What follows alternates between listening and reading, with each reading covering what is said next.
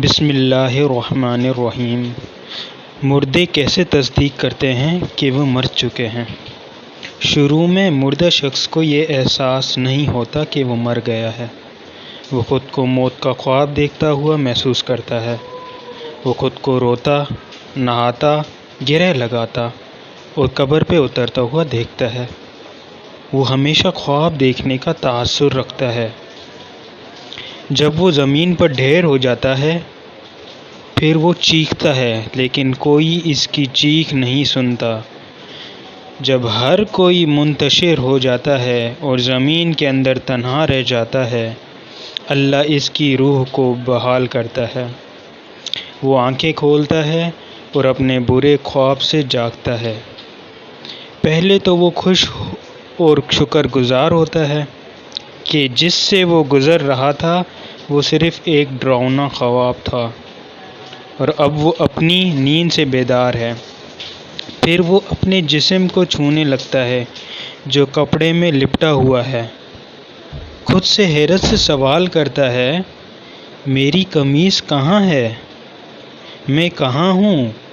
یہ جگہ کہاں ہے؟ ہر طرف اندھیرا ہی اندھیرا کیوں ہے؟ میں یہاں کیا کر رہا ہوں؟ پھر اسے احساس ہونے لگتا ہے کہ وہ زیر زمین ہے اور جو کچھ وہ محسوس کر رہا ہے خواب نہیں ہے۔ اسے احساس ہوتا ہے کہ وہ واقعی مر گیا ہے۔ وہ ہر ممکن حد تک زور سے چیختا ہے، پکارتا ہے۔ اس کے رشتہ دار جو اس کے مطابق اسے بچا سکتے تھے اسے کوئی جواب نہیں دیتا۔ وہ پھر یاد کرتا ہے کہ اس وقت اللہ ہی واحد امید ہے۔ وہ اس کے لیے روتا ہے، اس سے معافی مانگتے ہوئے اس سے التجا کرتا ہے، یا اللہ، یا اللہ مجھے معاف کر دے، یا اللہ۔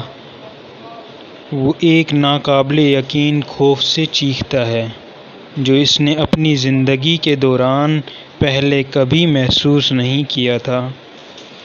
اگر وہ ایک اچھا انسان ہے تو مسکراتے ہوئے چہرے والے دو فرشتے اسے تسلی دینے کے لیے بیٹھ جائیں گے، پھر اس کی بہترین خدمت کریں گے۔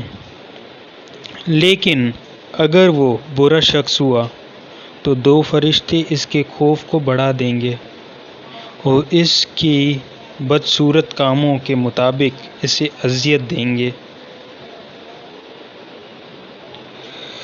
اے اللہ، میرے اور میرے ماں باپ اور میرے خاندان اور گاؤں والوں اور دوستوں کے گناہ معاف فرما اور ہمیں ایمان پر موت نصیب فرما۔ آمین ثم آمین ثم آمین۔